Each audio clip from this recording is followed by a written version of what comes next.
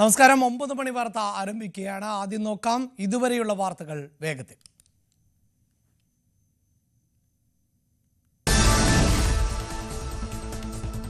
രാഹുൽ വിവാദത്തിൽ V D സതീശനും രമേശ് ചെന്നിത്തലയ്ക്കുമെതിരെ മൊഴി നൽകിയത് സാമ്പത്തിക തട്ടിപ്പ് കേസിലെ പ്രതി. കാനഡയിൽ ജോലി വാഗ്ദാനം ചെയ്ത 13 ലക്ഷത്തിലധികം രൂപ തട്ടിയെടുത്ത കേസിൽ പ്രതിയാണ് ജീന സജി തോമസ്. അന്വേഷണം വഴിതിരിച്ചുവിടാൻ ബോധപൂർവമായ നീക്കം യുവതിയുടെ ഭാഗത്ത് നിന്നുണ്ടായിട്ടുണ്ടോ എന്ന് പരിശോധിച്ച് അന്വേഷണ സംഘം.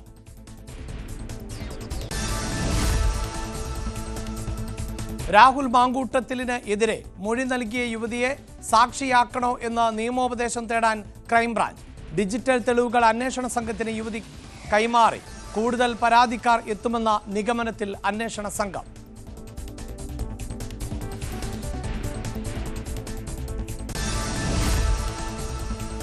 തദ്ദേശ തെരഞ്ഞെടുപ്പിൽ 20% കൂടുതൽ ക്രിസ്ത്യാനികളുള്ള 367 പഞ്ചായത്തുകളിൽ പ്രത്യേക കർമ്മ പദ്ധതിയുമായി BJP.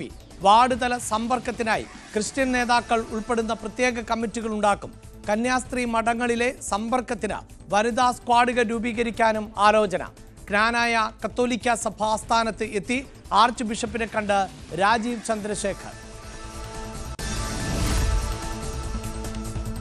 PK ഫിറോസിനെതിരെ അക്കമിട്ട ആരോപണങ്ങൾ നിരത്തി KT ജലീൽ. രംഗത്തു വരുമ്പോഴും പ്രതിരോധിക്കാൻ തയ്യാറാകാതെ ലീഗ് നേതാക്കൾ. ഫിറോസിന്റെ വരുമാനവും സ്വത്ത് സംബന്ധിച്ച് ലീഗിലും വ്യത്യസ്ത അഭിപ്രായം. ഫിറോസിനെതിരെ ഉയർന്നത് റിവേഴ്സ് ഹവാല മുതൽ ധോത്തി ചലഞ്ചിലെ വെട്ടിപ്പ് വരെയുള്ള ആരോപണങ്ങൾ. CPI സംസ്ഥാന സമ്മേളനത്തിൽ ഇന്നു മുതൽ പൊതുചർച്ച. സർക്കാരിനും പാർട്ടി നേതൃത്വത്തിനും രൂക്ഷ വിമർശനത്തിന് സാധ്യത. അടിസ്ഥാന വിഭാഗങ്ങളെ പരിഗണിക്കുന്നില്ല എന്ന് രാഷ്ട്രീയ പ്രവർത്തന റിപ്പോർട്ടിൽ വിമർശനം. സമ്മേളനം നാളെ കൊടിയിറങ്ങും.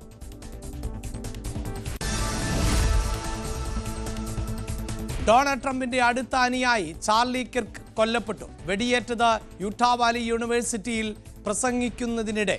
അക്രമിയെ കണ്ടെത്തിയെന്ന് സൂചന. നഷ്ടമായത് ഏറെ പ്രിയപ്പെട്ട വ്യക്തിയെന്ന് ട്രംപ്.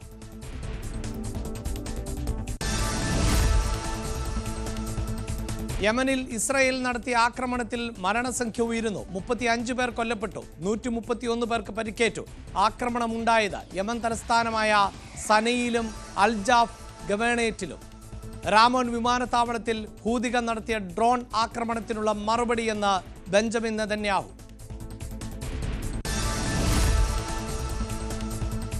ഖത്തറിനെതിരെ കൂടുതൽ ആക്രമണങ്ങൾ നടത്തുമെന്ന ഇസ്രായേലിന്റെ ഭീഷണി. ഹമാസിനെ ഖത്തറിൽ നിന്ന് പുറത്താക്കണമെന്ന് നെതന്യാഹു. ഖത്തർ അമീറുമായി സംസാരിച്ച പ്രധാനമന്ത്രി നരേന്ദ്രമോദി.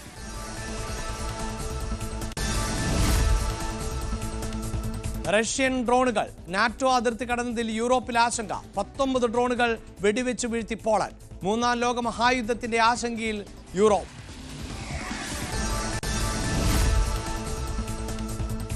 വിശ്വാസ വോട്ടെടുപ്പിൽ പ്രധാനമന്ത്രി ഫ്രാൻസോയ് ബെയ്റോ പരാജയപ്പെട്ടതിന് പിന്നാലെ ഫ്രാൻസിൽ പ്രക്ഷോഭം.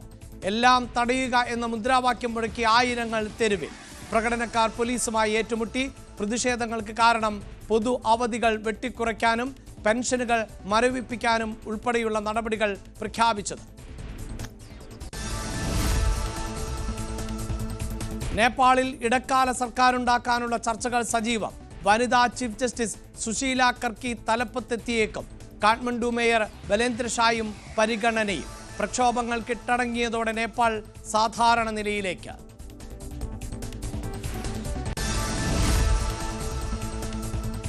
ഏഷ്യ കപ്പിൽ ഇന്ത്യക്ക് ജയത്തോടെ തുടക്കം. UAE തോൽപ്പിച്ചത് 9 വിക്കറ്റിന്. 58 റൺസ് വിജയലക്ഷ്യം ഇന്ത്യ മറികടന്നത് 4.3 ഓവറിൽ.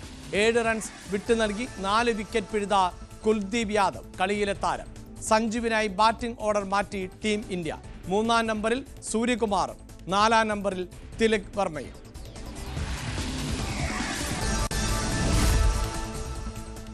ഒമ്പത് മണി വാർത്തയിലേക്ക് വിശദമായി കടക്കുമ്പോൾ പ്രതിപക്ഷ നേതാവിനും രമേശ് ചെന്നിത്തലയ്ക്കും എതിരെ ക്രൈംബ്രാഞ്ചിന് മൊഴി നൽകിയത് സാമ്പത്തിക തട്ടിപ്പ് കേസിലെ പ്രതി.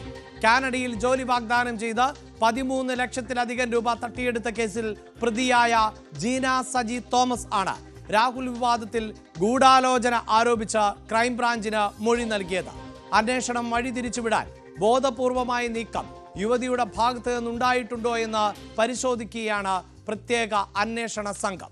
ന്യൂസ് 18 എക്സ്ക്ലൂസീവ് വാർത്തയുടെ വിശദാംശങ്ങളുമായി ഡാൻ കുര്യൻ ആണ് ചേരുന്നത്. ഡാൻ, രാഹുൽ വിവാദം കത്തി നിൽക്കുന്ന സാഹചര്യമാണ്.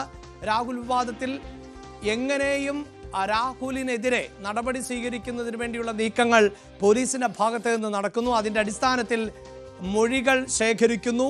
കൂടുതൽ പരാതിക്കാർ ഉണ്ടാകുമെന്ന പ്രതീക്ഷയിൽ അന്വേഷണ സംഘം മുന്നോട്ട് പോകുന്നു. ഇതിനിടയിലാണല്ലോ ഇതൊരു പ്ലാൻഡായ ഓപ്പറേഷനാണ് രാഹുലിനെതിരെ നടന്നത് എന്ന മട്ടിലുള്ള മൊഴി ഈ യുവതി നൽകിയത്. അത് അന്വേഷണത്തെ വഴിതിരിച്ചു വിടുന്നതിന് എന്ന ഒരു നിഗമനത്തിലേക്ക് എത്തുന്നു. ഈ യുവതിയുടെ പശ്ചാത്തലത്തിൽ വ്യക്തതയുണ്ടോ? എന്താണ് ഈ യുവതിക്ക് അടക്കം ഈ വിഷയത്തിലുള്ള താല്പര്യം എന്നതിൽ വ്യക്തതയുണ്ടോ?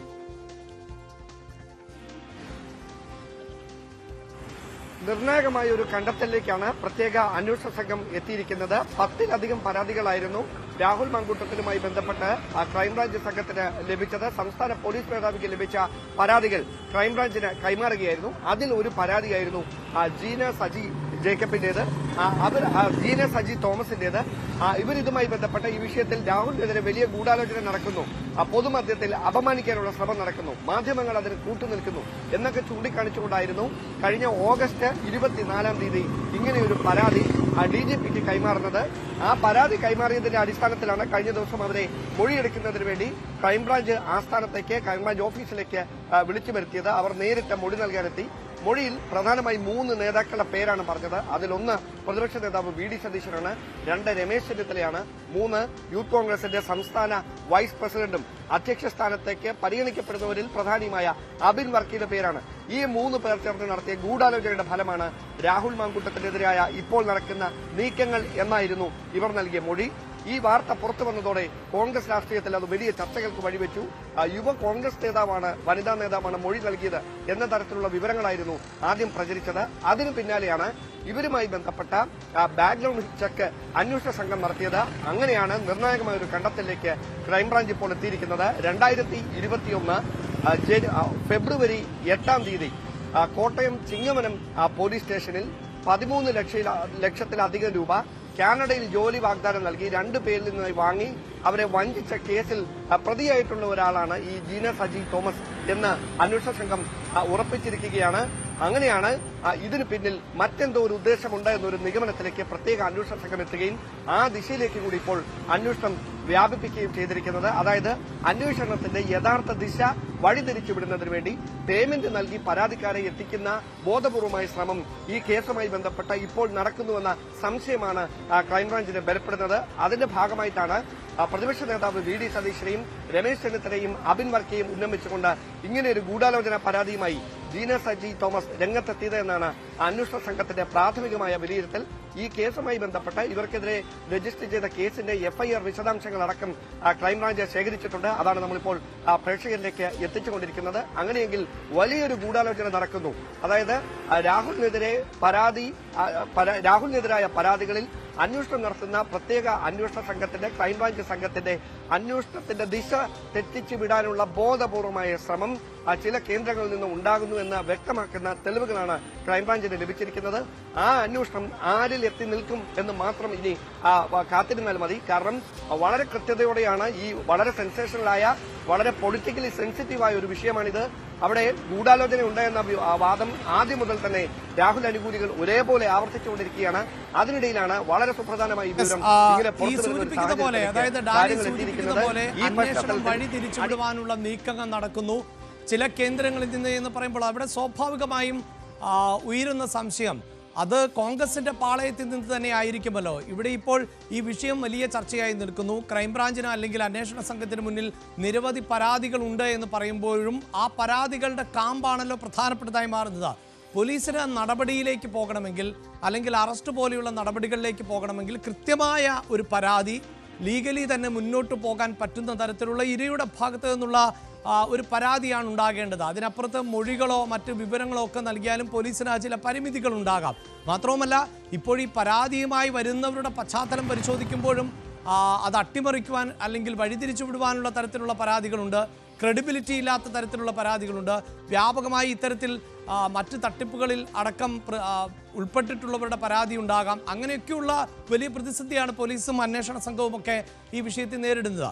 എന്തായാലും ഇങ്ങനെ ഒരു പരാതി, അതായത് രമേശ് ചെന്നിത്തല, വി ഡി സതീശൻ അവർ പ്ലാൻ ചെയ്തിട്ടുള്ള ഒരു ഗൂഢാലോചനയുടെ ഭാഗമായിട്ടാണ് ഈ വിവാദം ഉയർന്നു വന്നത് എന്ന പരാതി, അതൊരു പെയ്ഡ് പരാതിയാണോ എന്ന് സംശയിക്കുമ്പോൾ അത് ഇതേ പാളയത്തിൽ നിന്ന് തന്നെ ഉണ്ടായ പരാതി അങ്ങനെയല്ലേ നമുക്ക് മനസ്സിലാക്കേണ്ടിയും വരുന്നത് ഡാൻ?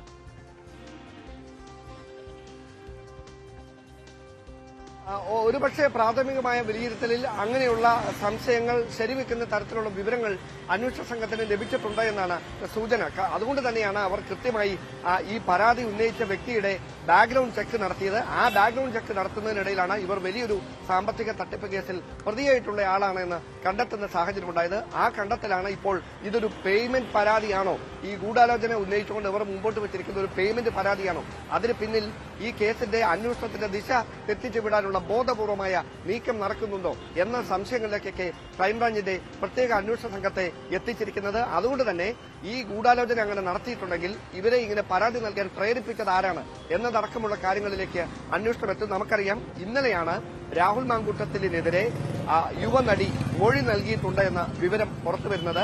ആ മൊഴിയുടെ അടിസ്ഥാനത്തിൽ അന്വേഷണ സംഘം തുടർ നീക്കങ്ങളിലേക്ക് കടക്കുന്നതിനിടയിലാണ് ഈ യുവതി ഇത്തരത്തിലൊരു മൊഴി, ഗൂഢാലോചന ഉണ്ട് എന്ന് പറഞ്ഞ മൊഴി നൽകിയിരിക്കുന്നത്.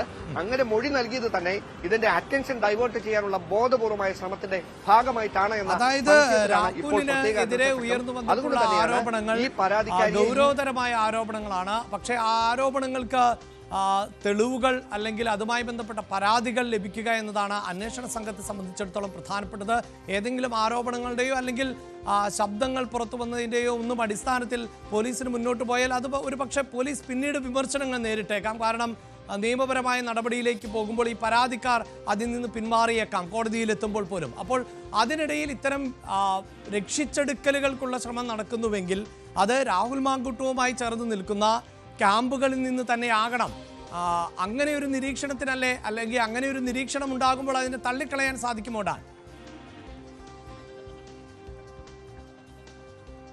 ഒരിക്കലും തള്ളിക്കളയാനാവില്ല. അത് തന്നെയാണ് വസ്തുത. കാരണം രാഹുലിന് വേണ്ടി സൈബർ ഇടങ്ങളിലടക്കം വലിയ തരത്തിലുള്ള പെയ്ഡ് പ്രൊമോഷൻ നടക്കുന്നു എന്ന കാര്യം കോൺഗ്രസ് നേതാക്കൾ തന്നെ രഹസ്യമായി പരസ്യമാക്കിയിരിക്കുകയാണ്. കാരണം അത്തരത്തിലുള്ള വലിയ കടന്നാക്രമണമാണ് സംസ്ഥാന കോൺഗ്രസിലെ വനിതാ നേതാക്കൾക്കും മുതിർന്ന നേതാക്കൾക്കുമെതിരെ, പ്രത്യേകിച്ച് രാഹുൽ വിഷയത്തിൽ കടുത്ത നിലപാടെടുക്കുകയും ആ നിലപാടിൽ ഉറച്ചു നിൽക്കുകയും ചെയ്യുന്ന എല്ലാ നേതാക്കൾക്കെതിരെയും സമാനമായ തരത്തിലുള്ള വലിയ കടന്നാക്രമണങ്ങൾ നടക്കുകയാണ്. ഇത് പേയ്മെന്റ് ആയിട്ടുള്ള സൈബർ അറ്റാക്കാണ് നടക്കുന്നത് എന്ന് പരാതിക്കാരിയായ അല്ലെങ്കിൽ ആദ്യം പരസ്യ വെളിപ്പെടുത്തൽ നടത്തിയ യുവനടി തന്നെ ഇന്നലെ ഫേസ്ബുക്ക് പോസ്റ്റിലൂടെ വ്യക്തമാക്കുകയും ചെയ്തിട്ടുണ്ട്. അങ്ങനെയെങ്കിൽ വളരെ ബോധപൂർവമായ ഒരു ശ്രമം രാഹുൽ മാങ്കൂട്ടത്തിന്റെ അനുകൂലികളുടെ ഭാഗത്ത് നിന്ന് ഈ വിഷയത്തിൽ ഉണ്ടാകുന്നു. ഈ അന്വേഷണത്തിന്റെ ഗതി തിരിച്ചുവിടാനുള്ള ബോധപൂർവമായ ഒരു നീക്കം നടക്കുന്നു എന്ന ക്രൈംബ്രാഞ്ചിന്റെ സംശയം ബലപ്പെടുത്തുന്ന തരത്തിലുള്ള തെളിവുകളാണ് പുറത്തുവരുന്നത്. അതുമായി ബന്ധപ്പെട്ടാണ് ജീന സജി തോമസുമായി ബന്ധപ്പെട്ട് 2021 ഫെബ്രുവരി 8-ാം തീയതി ചിങ്ങവനം പോലീസ് സ്റ്റേഷനിൽ രജിസ്റ്റർ ചെയ്ത സാമ്പത്തിക തട്ടിപ്പ് കേസുമായി ബന്ധപ്പെട്ട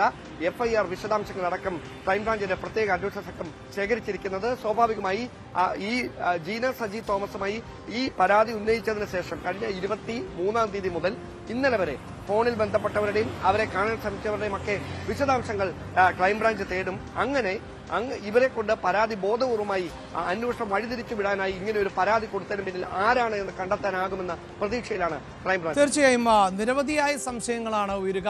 ആരാണ് ജീന തോമസ്, അല്ലെങ്കിൽ ജീനയ്ക്ക് എന്താണ് ഇത്തരമൊരു വിഷയത്തിൽ ഉണ്ടാകുന്ന താല്പര്യം? പ്രത്യേകിച്ച് കോൺഗ്രസിന്റെ ആഭ്യന്തര രാഷ്ട്രീയവുമായി ബന്ധപ്പെട്ടൊരു പരാതി കൂടിയാണ് നിലനിൽക്കുന്നത്. അതായത് കോൺഗ്രസിലെ യുവ നേതാവിനെതിരെ യുവതികൾ പരാതിയുമായി രംഗത്ത് വരുമ്പോൾ അതൊരു പ്ലാൻഡായ ഗൂഢാലോചനയുടെ ഭാഗമാണ്. അതിന് പിന്നിൽ രമേശ് ചെന്നിത്തലയും വി ഡി സതീശനുമാണ് എന്ന ആരോപണവുമായി ഒരു യുവതി രംഗത്തെത്തുന്നു. ആ യുവതിയുടെ പശ്ചാത്തലം പരിശോധിക്കുമ്പോൾ അവർ നേരത്തെ സാമ്പത്തിക തട്ടിപ്പ് കേസിലെ പ്രതിയാണ് എന്ന് അറിയാൻ സാധിക്കുന്നു.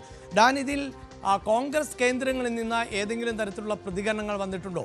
മാത്രവുമല്ല, പുറത്തു നിന്നൊരാൾ, അതായത് ഈ രാഷ്ട്രീയ കേന്ദ്രങ്ങളുമായി ഒരു ബന്ധവുമില്ലാത്ത ഒരാൾ പെയ്ഡിന് പരാതിയുടെ ഭാഗമായിട്ട് പോലും എത്തുവാനുള്ള സാധ്യത വളരെ കുറവല്ലേ? ഇവർക്ക് ഏതെങ്കിലും തരത്തിൽ കോൺഗ്രസ് ബന്ധമുണ്ടോ, അല്ലെങ്കിൽ കോൺഗ്രസിൽ തന്നെ ഏതെങ്കിലും വിഭാഗവുമായോ നേതാക്കളുമായോ ബന്ധമുണ്ടോ? അത്തരം കാര്യങ്ങളൊക്കെ സ്വാഭാവികമായും ഇത് കോൺഗ്രസ് വേറെ ചർച്ച ചെയ്യുന്ന ഒന്നായിരിക്കുമല്ലോ.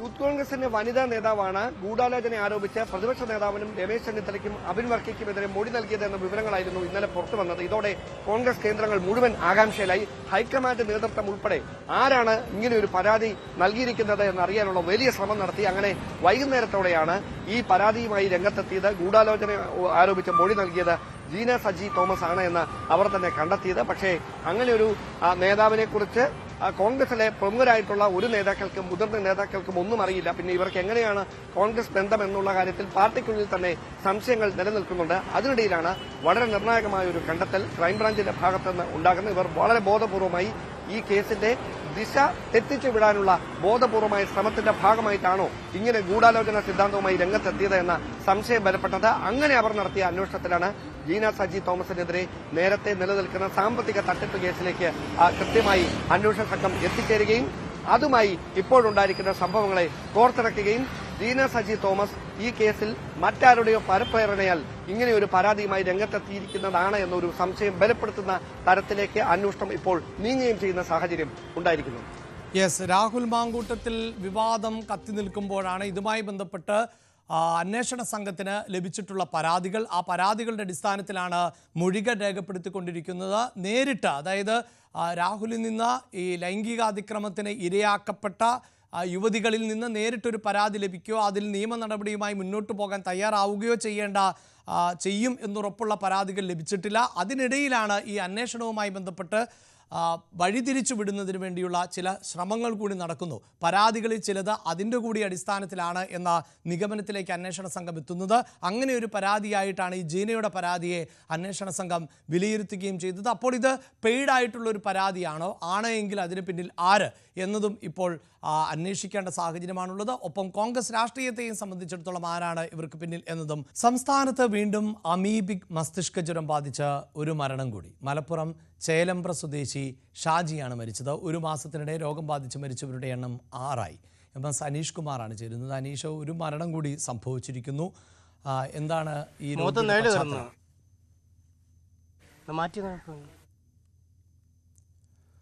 സംസ്ഥാനത്ത് ആശങ്ക പരത്തുകയാണ് മസ്തിഷ്ക ജ്വരം. പ്രത്യേകിച്ച് മരണസംഖ്യ ഉയരുന്നു എന്നുള്ളത്. ഒരു മാസത്തിനിടെ ഇപ്പോൾ 6 മരണം ആണ് സംസ്ഥാനത്ത് റിപ്പോർട്ട് ചെയ്തിട്ടുള്ളത്. ഏറ്റവും ഒടുവിൽ മരിച്ചത് മലപ്പുറം ചേലമ്പ്ര സ്വദേശിയാണ്. MS അനീഷ് കുമാറാണ് വാർത്തയുടെ വിശദാംശങ്ങളുമായി ചേരുന്നത്. അനീഷ്, അമീബിക് മസ്തിഷ്ക ജ്വരം ബാധിച്ച് ഒരു മരണം കൂടി സംസ്ഥാനത്ത് ഉണ്ടായിരിക്കുന്നു. എന്താണ് വിവരങ്ങൾ?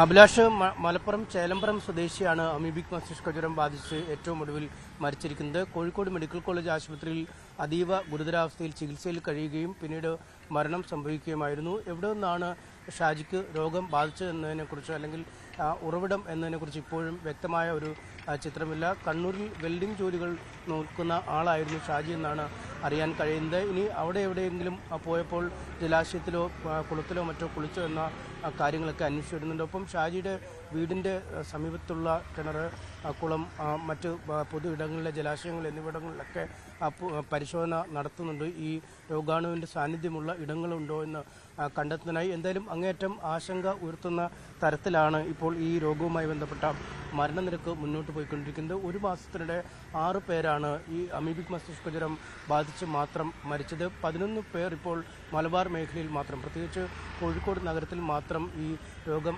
സ്ഥിരീകരിച്ച് ചികിത്സയിൽ കഴിയുന്നു. ഇതിൽ 10 പേര് കോഴിക്കോട് മെഡിക്കൽ കോളേജ് ആശുപത്രിയിലും ഒരാൾ സ്വകാര്യ ആശുപത്രിയിലുമാണ് ചികിത്സയിൽ കഴിയുന്നത്. ഈ ചികിത്സയിൽ ഇരിക്കുന്നവരിൽ ചിലരുടെ ആരോഗ്യനിലയും ഗുരുതരമാണ് എന്ന ചില വിവരങ്ങൾ കൂടി നമുക്ക് ലഭിക്കുന്നുണ്ട്. ഒരു പ്രായപരിധി പരിശോധിച്ചാൽ പോലും 3 മാസം മുതൽ പ്രായമുള്ള പിഞ്ചു കുഞ്ഞ് മുതൽ 53-54 വയസ്സുള്ള മധ്യവയസ്കർ ഉൾപ്പെടെയുള്ളവർ ഈ രോഗത്തിന് കീഴടങ്ങുന്നു. കേവലം കോഴിക്കോട് മാത്രമല്ല രോഗം റിപ്പോർട്ട് ചെയ്യപ്പെടുന്നത്. മലപ്പുറം സ്വദേശികളായ ആളുകൾ 2 പേർ മരിച്ചിട്ടുണ്ട്. കോഴിക്കോട് സ്വദേശിയായ കുഞ്ഞുൾപ്പെടെ താമരശ്ശേരിയിലെ 9 വയസ്സുകാർ ഉൾപ്പെടെ മരിച്ചിരിക്കുന്നു. വയനാട് ജില്ലയിൽ നിന്നും ചികിത്സയ്ക്കായി കോഴിക്കോട് എത്തിയ രോഗി മരിച്ചിരിക്കുന്നു. അങ്ങനെ ഈ മലബാർ മേഖലയിലെ വിവിധ ഇടങ്ങളിൽ നിന്നാണ് ഇത്തരത്തിൽ രോഗബാധ സ്ഥിരീകരിക്കുന്നത് എന്നാണ് ഏറ്റവും ഞെട്ടിക്കുന്ന ഒരു കാര്യം. എന്തായാലും പ്രതിരോധ പ്രവർത്തനങ്ങൾ ഊർജിതമായി മുന്നോട്ട് കൊണ്ടുപോകുന്നു എന്നാണ് ആരോഗ്യവകുപ്പ് അധികൃതർ നൽകുന്ന വിശദീകരണം. ജലാശയങ്ങളിലും മറ്റും കുളിക്കാനൊക്കെ ഇറങ്ങുമ്പോൾ മൂക്കും മറ്റും കൃത്യമായി മൂടി ഇറങ്ങണം എന്നടക്കമുള്ള പല നിർദ്ദേശങ്ങളും നൽകുന്നുണ്ട്. പൊതു ജലാശയങ്ങളും കുളങ്ങളുമൊക്കെ ക്ലോറിനേഷൻ നടത്തി വൃത്തിയായി സൂചിപ്പിക്കണമെന്ന നിർദ്ദേശവുമൊക്കെ നൽകുന്നുണ്ട്. പക്ഷേ ഇതിനൊക്കെ അപ്പുറം രോഗം പടർന്നു പിടിക്കുന്നു എന്നത് തന്നെയാണ് ഏറ്റവും ആശങ്ക ഉയർത്തുന്ന ഒരു വസ്തുത. സൂചിപ്പിക്കുന്ന പോലെ തന്നെ ഈ അസുഖം ബാധിച്ച് മരിക്കുന്നവരുടെ എണ്ണം വർദ്ധിക്കുന്നു എന്നത് അങ്ങേയറ്റം ആശങ്കാജനകമാണ്. ഇതിൽ ചികിത്സയ്ക്ക് പരിമിതികൾ ഉണ്ട് എന്നതാണ് ഈ അസുഖത്തിൻ്റെ ഏറ്റവും പ്രധാനപ്പെട്ട വിഷയം. ഒപ്പം എങ്ങനെയാണ് ഈ അസുഖം വരുന്നത് എന്നതിലും ഇപ്പോഴും കൃത്യമായൊരു വ്യക്തതയില്ല. എവിടെ നിന്നാണ് ഈ അസുഖം വന്നിട്ടുള്ളത് എന്നത് തന്നെയാണ് ഇപ്പോൾ ഈ മരിച്ച ചേലാമ്പ്ര സ്വദേശിക്കും എവിടെ നിന്നാണ് അസുഖം ലഭിച്ചത് എന്നതിലൊക്കെയാണ് കൂടുതൽ വ്യക്തത കൈവരേണ്ടത്.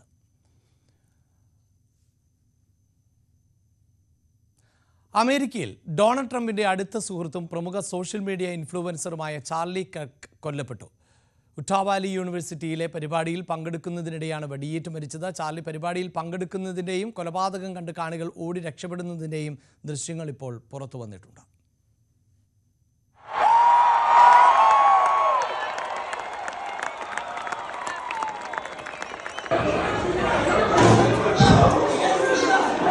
There were gunshots.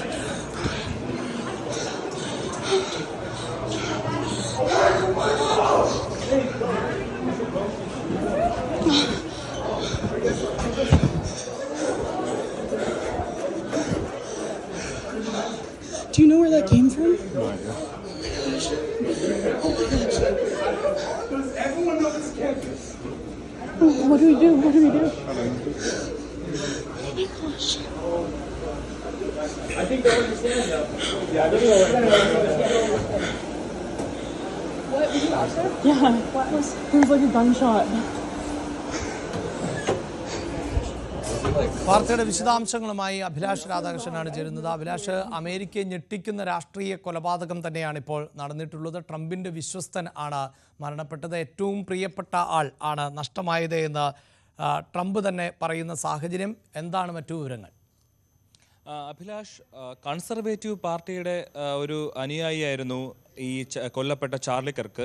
31 വയസ്സായിരുന്നു. എന്നാൽ റിപ്പബ്ലിക്കൻ പാർട്ടി നേതാവായിട്ടുള്ള ഡൊണാൾഡ് ട്രംപുമായിട്ട് അടുത്ത ബന്ധം തന്നെ ഈ ചാർലി കർക്കിന് ഉണ്ടായിരുന്നു എന്നുള്ളതാണ് അതിൻ്റെ വസ്തുത. ഇവർ തമ്മിൽ അടുത്ത സുഹൃത്തുക്കളായിരുന്നു.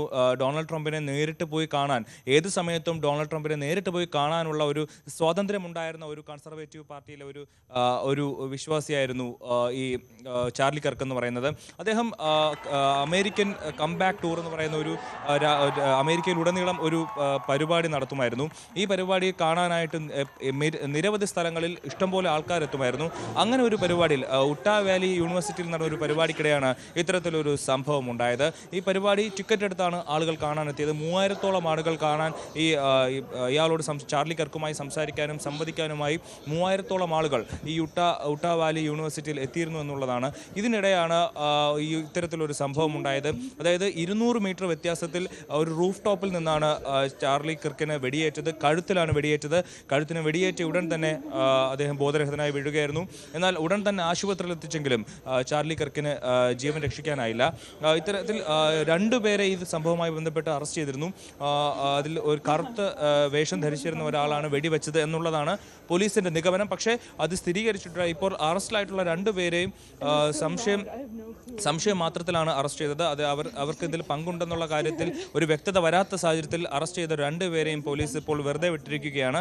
എന്നാൽ ഡോർ ടു ഡോർ ഈ സംഭവവുമായി ബന്ധപ്പെട്ട് കുറ്റവാളി ഓടി രക്ഷപ്പെടാൻ സാധ്യത ഉണ്ട് എന്ന് കരുതുന്ന എല്ലാ മേഖലകളിലും വീടുകൾ തോറും കയറി ഇറങ്ങി പോലീസ് അന്വേഷിക്കുകയാണ്. എത്രയും പെട്ടെന്ന് ഇപ്പോൾ ഡൊണാൾഡ് ട്രംപ് അടക്കമുള്ള അമേരിക്കയുടെ പ്രസിഡന്റ് അടക്കമുള്ള ആളുകൾ എത്രയും വേഗം കൊലയാളിയെ പിടികൂടണം. ഇതിൻ്റെ സത്യാവസ്ഥ പുറത്തു കൊണ്ടുവരണം. ആരാണിത് ചെയ്തത്, എന്തിനാണിത് ചെയ്തത്, എന്തുകൊണ്ടാണിത് ചെയ്തത് എന്നുള്ള കാര്യത്തിലൊക്കെ വ്യക്തത വരുത്തേണ്ടത് അത്യാവശ്യമാണെന്ന് അമേരിക്കൻ പ്രസിഡന്റ് ഡൊണാൾഡ് ട്രംപ് തന്നെ പറഞ്ഞ ഒരു സാഹചര്യത്തിൽ പോലീസിന്റെ വലിയ രീതിയിലുള്ള അന്വേഷണം നടക്കുകയാണ്. മാത്രമല്ല ഇതിന്റെ ദൃക്സാക്ഷികൾ, ഈ സംഭവം നേരിൽ കണ്ട ദൃക്സാക്ഷികൾ പറയുന്നത് വലിയ രീതിയിലുള്ള സെക്യൂരിറ്റി അവിടെ ഉണ്ടായിരുന്നില്ല എന്നുള്ളതാണ്. ആർക്ക് വേണമെങ്കിലും എന്തും ചെയ്യാൻ പറ്റുന്ന ഒരു സാഹചര്യമായിരുന്നു. കാരണം തീരെ പ്രതീക്ഷിക്കാത്ത ഒരു സംഭവമായിരുന്നു ഉണ്ടായത്.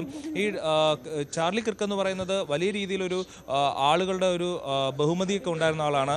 ചാർലി കിർക്ക് പോഡ്കാസ്റ്റ് എന്ന് പറയുന്ന ഒരു ചാനൽ അദ്ദേഹത്തിന് സ്വന്തമായി ഉണ്ടായിരുന്നു. അതിൽ 4 മില്യണോളം ഫോളോവേഴ്സ് ഫോളോവേഴ്സ് ഉണ്ടായിരുന്ന ഒരു ചാനലാണ്. അതിൽ അദ്ദേഹത്തിൻ്റെ അഭിപ്രായങ്ങളും ഒക്കെ രേഖപ്പെടുത്തും. അതിന് താഴെ അദ്ദേഹത്തോട് അഭിപ്രായ വ്യത്യാസമുണ്ടായിരുന്ന ആളുകളാണ് ഏറ്റവും കൂടുതൽ കമൻറ്റ് ബോക്സിലൊക്കെ കാണുന്നത്.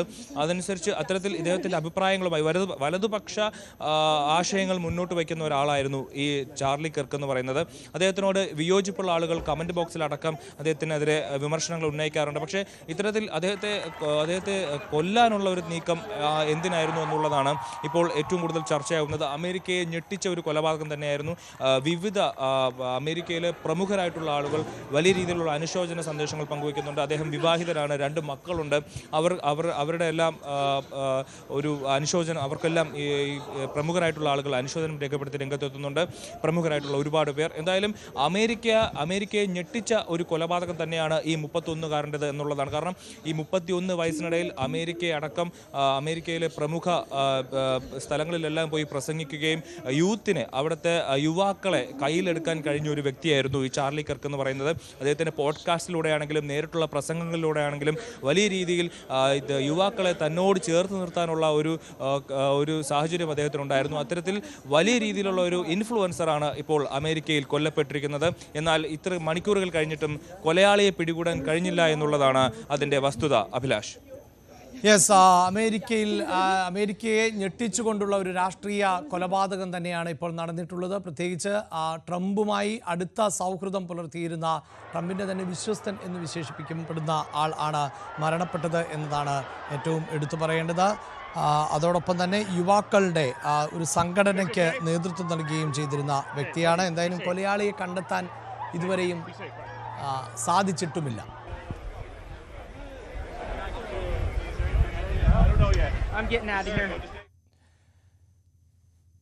യമനിൽ ഇസ്രായേൽ നടത്തിയ ആക്രമണത്തിൽ മരണസംഖ്യ ഉയരുന്നു. ആക്രമണത്തിൽ 35 പേർ കൊല്ലപ്പെട്ടു, 131 പേർക്ക് പരിക്കേറ്റു. യമൻ തലസ്ഥാനമായ സനയിലും അൽജാഫ് ഗവർണേറ്റിലുമാണ് ആക്രമണമുണ്ടായത്. രാമോൺ വിമാനത്താവളത്തിൽ ഹൂതികൾ നടത്തിയ ഡ്രോൺ ആക്രമണത്തിന് മറുപടിയായാണ് ഈ ആക്രമണമെന്നാണ് ഇസ്രായേൽ പ്രധാനമന്ത്രി ബെഞ്ചമിൻ നെതന്യാഹു വ്യക്തമാക്കിയത്. അതിനിടെ ഹമാസ് നേതാക്കളെ ഉന്നമിട്ട് വീണ്ടും ആക്രമണം ഉണ്ടാകുമെന്ന് സൂചിപ്പിക്കുകയാണ് ഇസ്രായേൽ. ദോഹ ആക്രമണത്തിൽ രക്ഷപ്പെട്ടവരെ പിടികൂടും എന്ന മുന്നറിയിപ്പാണ് നൽകുന്നത്. MG മിഥുൻ ആണ് ചേരുന്നത്. മിഥുൻ, കഴിഞ്ഞ ദിവസം നടത്തിയ ആക്രമണം തന്നെ ലോകരാഷ്ട്രങ്ങളെ ഞെട്ടിച്ചിരുന്നു. അതിന് പിന്നാലെ ഇതാ ഹൂതികൾക്ക് മറുപടി എന്ന മട്ടിൽ അടുത്ത ആക്രമണവും നടക്കുന്നു. ഈ ഹമാസിനെ തുടച്ചു നീക്കുന്നതുവരെ പോരാട്ടത്തിൽ നിന്ന് പിന്നോട്ടില്ല എന്ന നിലപാടിൽ തന്നെയാണോ നെതന്യാഹു? അഭിലാഷ്, ഇപ്പോഴുണ്ടായിരിക്കുന്ന ഈ സംഭവവികാസങ്ങളിൽ ചില മുന്നറിയിപ്പുകൾ കൂടിയാണ് ഇസ്രായേൽ മുന്നോട്ട് വെക്കുന്നതെന്ന് നമുക്ക് കരുതേണ്ടിയിരിക്കുന്നു. കാരണം വലിയ വിമർശനങ്ങൾക്കും ഒപ്പം തന്നെ വലിയ രീതിയിൽ ലോകരാജ്യങ്ങൾ ഉൾപ്പെടെ ഇത്തരത്തിൽ ദോഹ ആക്രമണവുമായി ബന്ധപ്പെട്ട് ഇസ്രായേലിനെതിരെ രംഗത്ത് വരുന്ന സാഹചര്യം, ആ വിമർശനങ്ങൾ കത്തിക്കൊണ്ടിരിക്കുന്ന വേളയിൽ കൂടിയാണ് ഇത്തരത്തിലൊരു ആക്രമണം യമനെ ലക്ഷ്യം വെച്ചുകൊണ്ട് ഇസ്രായേൽ നടത്തിയത് എന്നുള്ളത് തന്നെയാണ്. അതായത് തങ്ങളെ ആക്രമിക്കുന്നത് ആരാണോ അത് അവരാരായാലും അവർക്ക് തിരിച്ചടി ഉടൻ തന്നെ നൽകുക എന്നുള്ളതിൻ്റെ ഒരു തീരുമാനത്തിൻ്റെ അടിസ്ഥാനത്തിൽ തന്നെയാണ് പോകുന്നത്. പ്രത്യേകിച്ച് റാമോൺ വിമാനത്താവളത്തിൽ ഹൂതികളുടെ അറ്റാക്ക് ഉണ്ടായിരുന്നു. അതിനുള്ള തിരിച്ചടിയാണ് ഇന്നലെ പ്രത്യേകിച്ച് ഈ യമന്റെ തലസ്ഥാന നഗരിയിൽ തന്നെ, പ്രത്യേകിച്ച് ഹൂതികളുടെ ശക്തി കേന്ദ്രങ്ങളുള്ള പ്രദേശം കൂടിയാണ്. പക്ഷേ സാധാരണക്കാരായിട്ടുള്ള ജനങ്ങൾ തിങ്ങിപ്പാർക്കുന്ന മേഖല കൂടിയാണ്. അവിടെയാണ് ഈ ഒരു അറ്റാക്ക് ഇസ്രായേലിൻ്റെ ഭാഗത്തുനിന്നും ഉണ്ടായത്. നിരവധി സാധാരണക്കാരായിട്ടുള്ള ജനങ്ങൾ കൂടി അവിടെ കൊല്ലപ്പെട്ടിട്ടുണ്ട് എന്നുള്ളത് തന്നെയാണ്. അതിലൂടെ അവർ ലക്ഷ്യം വെക്കുന്നത് ഇങ്ങനെ ആളുകളെ സപ്പോർട്ട് ചെയ്താൽ, പ്രത്യേകിച്ച് ഈ ഹൂതികളെ പോലെയുള്ള, ഹിസ്ബുള്ള പോലുള്ള, ഹമാസ് പോലുള്ള സംഘടനകളെ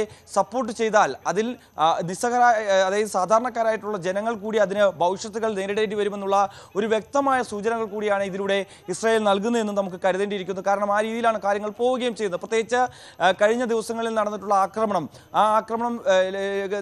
ചില കാര്യങ്ങളിൽ ചില വ്യക്തത ഇനിയും വരാനുണ്ട്. അതായത് ഖലീൽ അൽ ഹയ്യ അടക്കമുള്ള ഹമാസ് നേതാക്കൾ കൊല്ലപ്പെട്ടിട്ടുണ്ടോ, അല്ലെങ്കിൽ അവർ ഇപ്പോഴും അതായത് സുരക്ഷിതമായി തന്നെ ഇരിക്കുന്നുണ്ടോ എന്നടക്കമുള്ള ഒരു കാര്യത്തിൽ ഇതുവരെയും വ്യക്തത വന്നിട്ടില്ല എന്നുള്ളതാണ് ഖത്തറിന്റെ ആഭ്യന്തര മന്ത്രാലയം അറിയിക്കുന്നതനുസരിച്ച് ഖലീൽ അൽ ഹയ്യയുടെ മകൻ ഉൾപ്പെടെ കൊല്ലപ്പെട്ടിട്ടുണ്ട് എന്നുള്ളതാണ്. പക്ഷേ ഇപ്പോഴും ഹമാസ് അതിലൊരു സ്ഥിരീകരണം നടത്തിയിട്ടില്ല എന്നുള്ളതാണ് വസ്തുത. പക്ഷേ നമുക്കറിയേണ്ടതിരിക്കുന്ന പ്രധാനപ്പെട്ട ഒരു കാര്യം, ഈ ഹമാസ് നേതാക്കളെ ലക്ഷ്യം വെച്ചുകൊണ്ട് നടത്തിയ ആ ആക്രമണം അത് കൃത്യമായി അമേരിക്കയുടെ അറിവോടുകൂടി തന്നെ ആയിരുന്നു നടക്കുകയും ചെയ്തത്. പക്ഷേ പിന്നാലെ ഈ ഖത്തറിനെ ഇക്കാര്യം അറിയിക്കണം എന്നുള്ള നിർദ്ദേശം ഇത്തരത്തിൽ അമേരിക്കൻ പ്രസിഡന്റിന്റെ ഭാഗത്തു നിന്നുണ്ടായിരുന്നു. പക്ഷേ അത് അറിയിക്കാത്തതിൽ ട്രംപിന് ചില നീരസങ്ങളൊക്കെ ഉണ്ട് എന്നുള്ളതാണ് ഇപ്പോൾ പുറത്തു വരുന്ന വാർത്ത. അതിന് പിന്നാലെയാണ് മറ്റൊരു വെളിപ്പെടുത്തൽ കൂടി അല്ലെങ്കിൽ ഒരു മുന്നറിയിപ്പ് കൂടി ഇസ്രായേൽ നടത്തുന്നത്. കാരണം തങ്ങൾ ലക്ഷ്യം വെച്ച ഹമാസ് നേതാക്കളെ അവിടെ നിന്ന് രക്ഷപ്പെട്ടു പോയിട്ടുണ്ട് എങ്കിൽ അവരെ പിന്തുടർന്ന് പിടികൂടി കൊലപ്പെടുത്തുമെന്നുള്ള ആ ഒരു മുന്നറിയിപ്പ് കൂടി ഇപ്പോൾ ഇസ്രായേൽ വീണ്ടും നടത്തുന്നു എന്നുള്ളതാണ്. പ്രത്യേകിച്ച് GCC അടക്കം രംഗത്ത് വരികയും ചെയ്ത ഒരു പശ്ചാത്തലമുണ്ട്. ഇതിന് തിരിച്ചടി നൽകണമെന്ന് അറബ് രാഷ്ട്രങ്ങൾ ഒന്നാകെ പറഞ്ഞു വെക്കുകയും ചെയ്യുന്ന ഒരു പശ്ചാത്തലം. ആ സാഹചര്യത്തിൽ പോലും തന്നെ ഇതൊന്നും തന്നെ കണ്ടെത്തില്ല അല്ലെങ്കിൽ ഈ വിമർശനങ്ങളൊന്നും വകവെക്കുന്നില്ല എന്ന രീതിയിലാണ് ഇസ്രായേൽ മുന്നോട്ട് പോവുകയും ചെയ്യുന്നത് എന്നുള്ളത് തന്നെയാണ്. എന്തായാലും യമനിലെ ഈ ഒരു ആക്രമണത്തിൽ നിലവിൽ 35ഓളം പേർക്ക് ജീവഹാനി സംഭവിച്ചിട്ടുണ്ട്. നിരവധി പേർ ഇപ്പോഴും ഈ കെട്ടിടാവശിഷ്ടങ്ങളിലൊക്കെ കുടുങ്ങിക്കിടക്കുന്നുണ്ട് എന്നാണ് അവിടുത്തെ വിദേശകാര്യ മന്ത്രാലയം അറിയിക്കുകയും ചെയ്തത്. 130-ലധികം പേർക്ക് പരിക്കേറ്റിട്ടുണ്ട്. അതിൽ ഭൂരിഭാഗം പേരുടെയും നില അതീവ ഗുരുതരമായി തുടരുന്ന ഒരു സാഹചര്യമാണ്. അങ്ങനെ ഈ മേഖലകളിലൊക്കെ അല്ലെങ്കിൽ ഇസ്രായേലിനെ ആക്രമിക്കുന്ന മറ്റ് രാജ്യങ്ങളിലേക്ക് അല്ലെങ്കിൽ അവിടുത്തെ സംഘടനകൾക്കെതിരെയൊക്കെ ശക്തമായ രീതിയിൽ തന്നെ മുന്നോട്ട് പോകുക എന്നുള്ള ലക്ഷ്യമാണ് ഇപ്പോൾ ഇസ്രായേലിൻ്റെ ഭാഗത്തു നിന്നും ഉണ്ടാകുന്നത്. ഇതിൽ ഇനി അമേരിക്കയുടെ നിലപാട് എന്താണെന്നുള്ളതാണ് ഏറ്റവും പ്രധാനമായും അറിയേണ്ടിയിരിക്കുന്നത്. ഈ നീക്കത്തിൽ അമേരിക്ക എന്ത് നിലപാട് സ്വീകരിക്കും? ഒപ്പം തന്നെ മറ്റൊന്ന്, ഗാസയിൽ ഇങ്ങനെ അനന്തമായി നീണ്ടുകൊണ്ടുപോകുന്ന ഈ രക്തച്ചൊരിച്ചിൽ അത് അന്തിമമാക്കാൻ അല്ലെങ്കിൽ അവിടെ സമാധാനം പുനഃസ്ഥാപിക്കാൻ വേണ്ടിയുള്ള ചർച്ചകൾ അത് വഴിമുട്ടി നിൽക്കുന്ന സ്ഥിതിവിശേഷം. അതിൽ ഖത്തർ ഇനി എന്ത് നിലപാടെടുക്കും എന്നൊക്കെ ഇനി കണ്ടറിയേണ്ടിയിരിക്കുന്നു. അഭിലാഷ്, യെസ്, അതാണ് ഈ ലോകരാഷ്ട്രങ്ങളുടെ നിലപാട് എന്താണ്. നെതന്യാഹു ഇത്തരത്തിലുള്ള നീക്കവുമായി തന്നെ തുടരുക എന്നുള്ളതാണ് കൃത്യമായ നിലപാട്. ഇത്തരം വിഷയങ്ങളെല്ലാം വരും ദിവസങ്ങളിലും കൂടുതൽ ചർച്ചകളും ചെയ്യപ്പെടും. ഇടവേള. തദ്ദേശ തെരഞ്ഞെടുപ്പിൽ 20% കൂടുതൽ ക്രിസ്ത്യാനികൾ ഉള്ള 367 പഞ്ചായത്തുകളിൽ പ്രത്യേക കർമ്മ പദ്ധതിയുമായി BJP. വാർഡ് തല സമ്പർക്കത്തിനായി ക്രിസ്ത്യൻ നേതാക്കൾ ഉൾപ്പെടുന്ന പ്രത്യേക കമ്മിറ്റികൾ ഉണ്ടാക്കാനാണ് തീരുമാനം. ക്രിസ്തുമസും ഈസ്റ്ററും ഉൾപ്പെടെയുള്ള പ്രത്യേക ദിനങ്ങളിലെ സന്ദർശനത്തിന് അപ്പുറം ദിവസവും സമ്പർക്കം വേണമെന്നാണ് നിർദ്ദേശം. കന്യാസ്ത്രീ മണ്ഡലങ്ങളിലെ സമ്പർക്കത്തിന് വനിതാ സ്ക്വാഡുകൾ രൂപീകരിക്കാനും ആലോചനയുണ്ട്. മണ്ഡലം തലത്തിൽ ക്രിസ്ത്യൻ ഔട്ട്റീച്ചിന് പ്രത്യേക കൺവീനർമാരെ നിയമിക്കാനും തീരുമാനമായിട്ടുണ്ട്. ശ്രീജിത്ത് ആണ് വാർത്തയുടെ വിശദാംശങ്ങളുമായി ചേരുന്നത്. ശ്രീജിത്ത്, കേരളത്തിൻ്റെ മതസാമുദായിക പശ്ചാത്തലം വിലയിരുത്തുമ്പോൾ അവിടെ വോട്ടുകൾ നിർണായകമാണ്, ക്രൈസ്തവ വോട്ടുകൾ ഉൾപ്പെടെ. അപ്പോൾ ക്രൈസ്തവ വോട്ടുകൾ ചേർത്ത് നിർത്തിയാൽ മാത്രമേ BJPക്ക് വിജയക്കൊടി പാറിക്കാൻ സാധിക്കുകയുള്ളൂ. തദ്ദേശ തെരഞ്ഞെടുപ്പിൽ അടക്കം അത്തരം സാധ്യതകളെ എങ്ങനെ പ്രയോജനപ്പെടുത്തണമെന്നത് സംബന്ധിച്ചൊരു പ്ലാൻ ആണിപ്പോൾ BJP തയ്യാറാക്കിയിട്ടുള്ളത് എന്നതാണല്ലോ മനസ്സിലാക്കേണ്ടത്. അത് എന്നു മുതൽ ഈ പ്രവർത്തനത്തിലേക്ക് ഇത് വരും എന്നാണ് മനസ്സിലാക്കേണ്ടത്.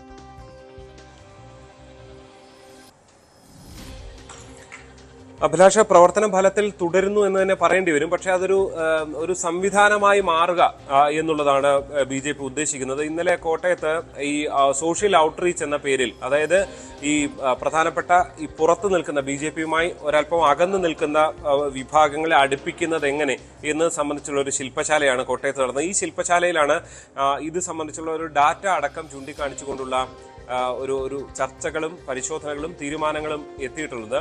പ്രധാനമായും ക്രൈസ്തവ മേഖലകൾ, ഇപ്പോൾ 20%-ലധികം ക്രൈസ്തവ വോട്ടുള്ള പഞ്ചായത്തുകളുണ്ട്. അവിടെ ഫോക്കസ് ചെയ്യുക എന്നുള്ളതാണ്. അതായത് 367 പഞ്ചായത്തുകളുണ്ട്. സമ്പർക്കം, നിരന്തരം സമ്പർക്കം ഉണ്ടാകുക എന്നുള്ളതാണ്. BJPയെ സംബന്ധിച്ച് കഴിഞ്ഞ കുറച്ചു കാലമായി ഉണ്ടായിരുന്ന ഒരു ആക്ഷേപം ക്രിസ്തുമസിനും ഒപ്പം തന്നെ ഈസ്റ്ററിനും ഒക്കെ കേക്കുമായി ചെല്ലുന്നു BJP എന്നുള്ളതാണ്. അങ്ങനെ ഒരു വിശേഷ ദിവസം നോക്കി കാത്തിരിക്കേണ്ട കാര്യമില്ല. നിരന്തരം പ്രതിദിനം എന്ന നിലയിൽ താഴെ തട്ടിൽ സമ്പർക്കം വേണം. ബിഷപ്പ് ഹൗസുകൾ, ഒപ്പം തന്നെ ഇത്തരം ഭവനങ്ങൾ, ഇവയുമായിട്ടൊക്കെ നിരന്തരം സമ്പർക്കമുണ്ടാക്കി തെറ്റിദ്ധാരണകൾ BJPയുമായി ബന്ധപ്പെട്ടുള്ളത് മാറ്റിയെടുക്കുക. അത് മാത്രമാണ് ഏക വഴി എന്നുള്ളതാണ്. കേവലം സഭാ ആസ്ഥാനങ്ങൾ മാത്രമല്ല, കന്യാസ്ത്രീ മഠങ്ങൾ അടക്കം കേന്ദ്രീകരിച്ചും പരിശോധനകൾ വേണം. ഇപ്പോൾ BJPയിൽ വനിതാ ക്രൈസ്തവ നേതാക്കൾ കുറവാണ്. പക്ഷേ ഇത്തരത്തിൽ ഉൾപ്പെടുത്താൻ കഴിയുന്ന താഴെത്തട്ടിലുള്ള ക്രൈസ്തവ മുഖമുള്ള വനിതാ നേതാക്കളെ കണ്ടെത്തി പട്ടിക തയ്യാറാക്കി സമിതികൾ രൂപീകരിക്കണം. വാർഡ് തലത്തിൽ ഏതാണ്ട് 3 പേരെങ്കിലുമുള്ള സമിതികൾ രൂപീകരിക്കുക എന്നൊക്കെയുള്ളതാണ് ഒരു പദ്ധതി. ക്രൈസ്തവ ഇത്തരം സമ്പർക്കത്തിനായി മണ്ഡല തലത്തിൽ ഒരു കൺവീനർമാരെ നിയമിക്കാനും തീരുമാനിച്ചിട്ടുണ്ട്. താഴെത്തട്ടിൽ പഞ്ചായത്ത്, അങ്ങനെ ബൂത്ത്, ഇങ്ങനെ താഴെ തട്ട് വരെ ഇതിനു വേണ്ടിയുള്ള സംവിധാനങ്ങൾ ഉണ്ടാകണം. എന്നുള്ളതാണ്. ഇതിൽ ക്രൈസ്തവരും ഉൾപ്പെടുന്ന ഒരു സംവിധാനമായി മാറണം എന്നുള്ളതാണ്. അങ്ങനെ നിരന്തര സമ്പർക്കത്തിലൂടെ മാത്രമേ ഈ ക്രൈസ്തവ ജനവിഭാഗങ്ങൾക്കിടയിൽ കാര്യമായി കയറി ചെല്ലാൻ കഴിയൂ എന്നുള്ളതാണ്. ഇപ്പോൾ 20% വോട്ടുള്ള ഒരു സ്ഥലമാണെങ്കിൽ അവിടെ നിന്ന് ഒരു 5% വോട്ട് BJPക്ക് നേടിയെടുക്കാൻ കഴിയണം. അതിനുവേണ്ടിയുള്ള സമ്പർക്കമായിരിക്കണം ഇനിയുള്ള ദിവസങ്ങളിൽ ഉണ്ടാകേണ്ടത് എന്നുള്ളതാണ്. തദ്ദേശ തെരഞ്ഞെടുപ്പ് തന്നെ ലക്ഷ്യം വെച്ചുകൊണ്ടാണ് ഇത്തരത്തിലൊരു സമ്പർക്ക പരിപാടിക്ക് ഫലത്തിൽ BJP നേതൃത്വം നൽകുന്നത്. അല്പസമയം മുമ്പാണ് BJP സംസ്ഥാന അധ്യക്ഷൻ ഈ ക്നാനായ സമുദായത്തിന്റെ ആസ്ഥാനത്ത് എത്തി മാർ മാത്യു മൂലക്കാട്ട് പിതാവുമായി കൂടിക്കാഴ്ച നടത്തിയത്.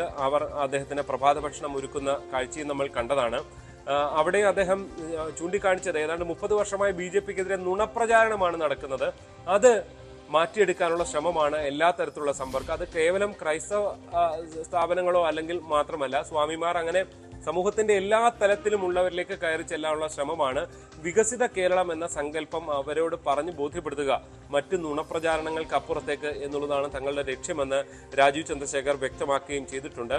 എന്തായാലും BJP ഒരു വലിയ സ്ട്രാറ്റജിയിലൂടെ ഈ വിഭാഗങ്ങളുടെ ഇപ്പോൾ പരമ്പരാഗതമായി BJPക്ക് കിട്ടുന്ന വോട്ടുകളല്ല, അതുകൊണ്ടാണ് ഒരു ചെറിയ ശതമാനം 5% വോട്ടുകൾ നേടിയെടുക്കണം എന്ന നിലയിലേക്ക് കാര്യങ്ങൾ പോകുന്നത്.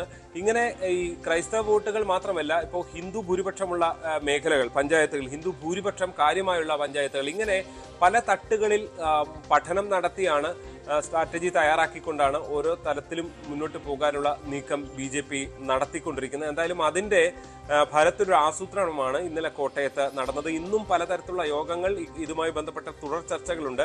രാവിലെ 11:30 രാജീവ് ചന്ദ്രശേഖർ മാധ്യമങ്ങളെയും കാണുന്നുണ്ട്. എന്തായാലും തദ്ദേശ തെരഞ്ഞെടുപ്പ് മാത്രമല്ല, നിയമസഭാ തെരഞ്ഞെടുപ്പ് കൂടി ലക്ഷ്യം വെച്ചുള്ള ഒരു പ്രവർത്തന രീതിക്കാണ് BJPയിൽ ഇപ്പോൾ ആസൂത്രണം നടക്കുന്നത്. ക്രൈസ്തവ വോട്ടുകൾ ലക്ഷ്യം വെച്ചുകൊണ്ടുള്ള നീക്കം അത് BJP ആരംഭിച്ചിട്ട് തന്നെ കാലങ്ങളായി. അത് കൂടുതൽ ശക്തമാക്കുന്നതിന്റെ ഭാഗമായിട്ടാണ് നിരന്തരമായ സമ്പർക്കം ഈ ക്രൈസ്തവ മേഖലകളിൽ നടത്തുവാൻ BJP തീരുമാനിച്ചിട്ടുള്ളത്. പ്രത്യേകിച്ച് വരാനിരിക്കുന്ന തദ്ദേശ തെരഞ്ഞെടുപ്പ്, അതിനുശേഷമുള്ള നിയമസഭാ തെരഞ്ഞെടുപ്പുകളിൽ വോട്ട് പെർസെൻറ്റേജ് ഉയർത്തുക എന്നത് തന്നെയാണ് BJPയുടെ ലക്ഷ്യം. സഭാ അധ്യക്ഷന്മാരുമായുള്ള BJP സംസ്ഥാന അധ്യക്ഷൻ രാജീവ് ചന്ദ്രശേഖറിന്റെ കൂടിക്കാഴ്ചകളും പുരോഗമിച്ചുകൊണ്ടിരിക്കുകയാണ്.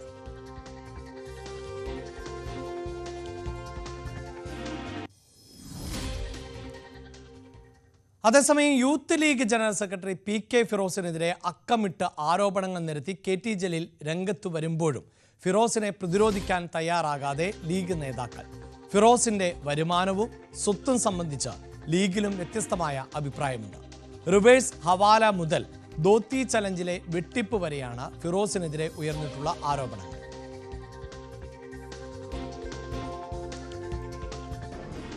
യൂത്ത് ലീഗിന്റെ സംസ്ഥാന ജനറൽ സെക്രട്ടറി PK ഫിറോസ്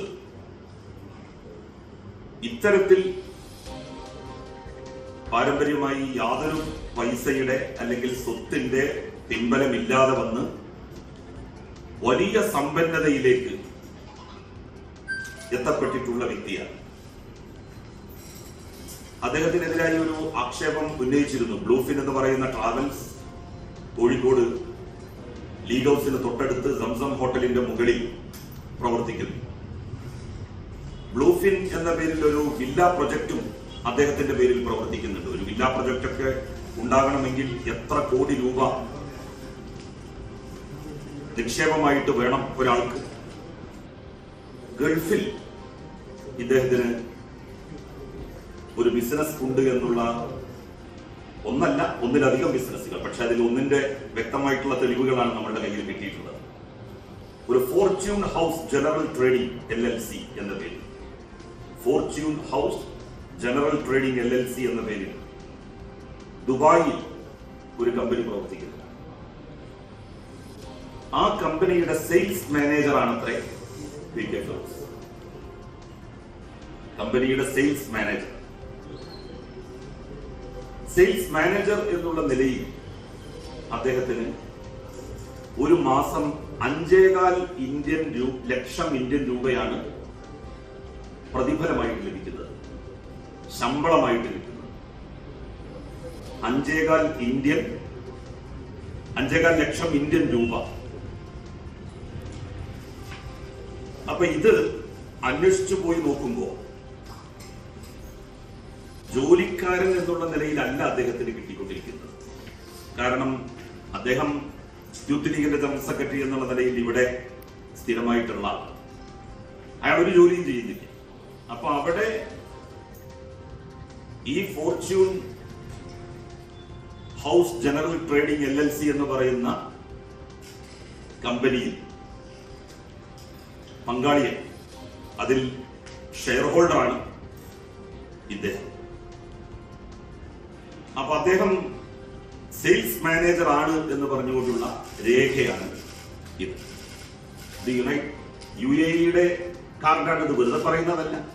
എല്ലാം തരുന്നുണ്ട്, കോപ്പി തരുന്നുണ്ട്, എല്ലാവർക്കും ഇതിന്റെ കോപ്പി തരുന്നുണ്ട്. ഇത് അദ്ദേഹം Fortune house general trading LLC എന്ന് പറയുന്ന ദുബായ് ആസ്ഥാനമായ കമ്പനിയുടെ സെയിൽസ് മാനേജറാണ് എന്ന് പറഞ്ഞുകൊണ്ടുള്ള കാർഡാണ്. മുസ്ലിം ലീഗിനെതിരെ, യൂത്ത് ലീഗിനെതിരെ, PK ഫിറോസിനെതിരെ തുടർച്ചയായി ആരോപണങ്ങൾ ഉന്നയിക്കുകയാണ് KT ജലീൽ. വിടാതെ ആരോപണങ്ങൾ തുടരുന്ന പശ്ചാത്തലത്തിലും ഇതിൻ്റെ മറുപടി എന്ത് എന്നുള്ളത് മുസ്ലിം ലീഗ് വ്യക്തമാക്കുന്നില്ല. ഫിറോസിൻ്റെ ഭാഗത്ത് നിന്ന് ഏതെങ്കിലും തരത്തിലുള്ള പ്രതികരണങ്ങൾ പുറത്തു വരുന്നില്ല. ഇന്ന് PK ഫിറോസ് ഒരു വാർത്താ സമ്മേളനം നടത്താൻ തീരുമാനിച്ചിട്ടുണ്ട്. ആ വാർത്താ സമ്മേളനം നടക്കുകയാണ് എങ്കിൽ ഒരു പക്ഷേ ഈ ആരോപണങ്ങൾക്കെല്ലാം തന്നെ മറുപടി ഉണ്ടായേക്കും എന്നുള്ളതാണ്. നേരത്തെ തന്നെ ജലീലിൻ്റെ വാക്കുകളിൽ വ്യക്തമാണ്. അതായത് PK ഫിറോസ് എന്നത് വലിയ രാഷ്ട്രീയ നേതാവായി തുടരുമ്പോഴും അദ്ദേഹത്തിൻ്റെ സാമ്പത്തിക സ്രോതസ് എന്ത് എന്നുള്ളതാണ്. സജീവമായി കേരളത്തിൽ രാഷ്ട്രീയ രംഗത്ത് നിൽക്കുമ്പോൾ തന്നെ വിദേശ രാജ്യങ്ങളിലുള്ള കമ്പനിയിലെ ഉയർന്ന ജീവനക്കാരൻ എന്ന നിലയിലടക്കം സേവനമനുഷ്ഠിക്കാൻ എങ്ങനെ സാധിക്കുന്നു, അതിന് ഇത്രയധികം ശമ്പളം എങ്ങനെ ലഭിക്കുന്നു, റിവേഴ്സ് ഹവാല ഇടപാടുകൾ നടത്തുന്നുണ്ടോ ഫിറോസ് എന്നുള്ളതാണ്. PK ഫിറോസിന്റെ സാമ്പത്തിക സ്രോതസ് അന്വേഷിക്കണമെന്ന ആവശ്യം ഉൾപ്പെടെയാണ് ഉന്നയിക്കുന്നത്. CB അനുമോദാണ് വാർത്തയുടെ വിശദാംശങ്ങളുമായി ചേരുന്നത്. അനുമോദ്, എല്ലാ രീതിയിലുമുള്ള ആരോപണങ്ങൾ, എല്ലാ പ്ലാറ്റ്ഫോമുകളിലും വന്നുകൊണ്ടുള്ള ആരോപണങ്ങളാണ് KT ജലീൽ നടത്തുന്നത്. അതിൽ മാധ്യമപ്രവർത്തകരുമായി മാധ്യമ വാർത്താ സമ്മേളനത്തിലൂടെ വിമർശനം ഉന്നയിക്കുന്നുണ്ട്, സോഷ്യൽ മീഡിയ പ്ലാറ്റ്ഫോമുകൾ ഉപയോഗിക്കുന്നുണ്ട്, ചില ചിത്രങ്ങളും വിവരങ്ങളും അടക്കം പുറത്തുവിടുന്നുണ്ട്, കമ്പനികളുടെ പേരുകളടക്കം പറഞ്ഞുകൊണ്ടാണ് KT ജലീൽ രംഗത്ത് വന്നിട്ടുള്ളത്. അപ്പോൾ ഇതുവരെയും ഇത് സ്ഥായിയായി നിഷേധിക്കാൻ PK ഫിറോസ് തയ്യാറായിട്ടില്ല. ഫിറോസിനെ സംരക്ഷിക്കുന്ന ഒരു നിലപാട് ലീഗിൻ്റെ നേതൃത്വത്തിൽ നിന്നുണ്ടാകുന്നുമില്ല. അതെന്തുകൊണ്ട് എന്നാണ് മനസ്സിലാക്കേണ്ടത്. ഇന്ന് ഇതിനെല്ലാം ഒരു മറുപടി ഫിറോസിന്റെ ഭാഗത്ത് നിന്ന് പ്രതീക്ഷിക്കാമോ അനുമോദം? അഭിലാഷ, മുസ്ലിം ലീഗിനെ സംബന്ധിച്ച് ഫിറോസിനെതിരെ ഉയർന്ന ആരോപണങ്ങളിൽ ഫിറോസ് തന്നെ മറുപടി പറയട്ടെ എന്നൊരു നിലപാട് സ്വീകരിച്ച തരത്തിലാണ് നേതാക്കളുടെ പ്രതികരണങ്ങൾ വന്നിട്ടുള്ളത്. ഇത്തരത്തിൽ പ്രതികരിക്കാൻ തന്നെ പ്രധാനപ്പെട്ട നേതാക്കളൊന്നും തയ്യാറായിട്ടില്ല എന്നതാണ് അതിൽ ഏറ്റവും പ്രധാനപ്പെട്ട ഒരു കാര്യം. മാത്രമല്ല, കഴിഞ്ഞ കുറച്ച് ദിവസങ്ങളായി KT ജലീൽ അദ്ദേഹം ഉന്നയിക്കുന്ന ആരോപണങ്ങൾ അത് കൃത്യമായ രേഖകളുടെ അടിസ്ഥാനത്തിലാണ് എന്നതുകൂടി വളരെ പ്രധാനപ്പെട്ട ഒരു കാര്യമാണ്. രേഖകൾ ഹാജരാക്കി അല്ലെങ്കിൽ അത് പൊതുജനങ്ങളുടെ മുമ്പിൽ എത്തിച്ച് ഇത്തരത്തിലൊക്കെ കാര്യങ്ങൾ നടക്കുന്നു എന്ന് അദ്ദേഹം പറയുമ്പോൾ അതിനെ ഖണ്ഡിക്കുവാൻ എങ്ങനെ ഇതിനെ ഖണ്ഡിക്കണം എന്ന കാര്യത്തിൽ കൃത്യമായൊരു ധാരണ നേതാക്കൾക്കില്ല. മാത്രമല്ല, PK ഫിറോസ് പോലും ഇക്കാര്യത്തിൽ രാഷ്ട്രീയമായിട്ടുള്ള ഒരു പ്രതികരണം മാത്രമാണ് നടത്തിയിട്ടുള്ളത്. ബിസിനസ്സിൽ രാഷ്ട്രീയമില്ല, രാഷ്ട്രീയത്തിൽ ബിസിനസ്സില്ല എന്ന ഒരു ഒഴുക്കൻ മട്ടിലുള്ള ഒരു പ്രതികരണം മാത്രമാണ് അദ്ദേഹം നടത്തിയിട്ടുള്ളത്. അതിനപ്പുറം ഈ ജലീൽ ഉന്നയിച്ച ആരോപണങ്ങൾ തെറ്റാണെന്ന് കാണിക്കുന്ന തരത്തിലേക്കുള്ള ഒന്നും അദ്ദേഹത്തിന്റെ ഭാഗത്തുനിന്ന് ബോധ്യപ്പെടുന്ന തരത്തിലേക്കുള്ള ഒരു കാര്യം വന്നിട്ടില്ല എന്നുള്ളതാണ് അതിൽ ഏറ്റവും പ്രധാനപ്പെട്ട ഒരു കാര്യം. ഇന്ന് അദ്ദേഹം വാർത്താ സമ്മേളനം നടത്തുമ്പോൾ ജലീൽ ഉന്നയിച്ച ഈ ആരോപണങ്ങൾ അത് തെളിവ് സഹിതം ഹാജരാക്കിയിട്ടുള്ള ഈ ആരോപണങ്ങളിൽ എങ്ങനെ ഒരു വിശദീകരണം നൽകുമെന്നതാണ് പ്രധാനപ്പെട്ട കാര്യം.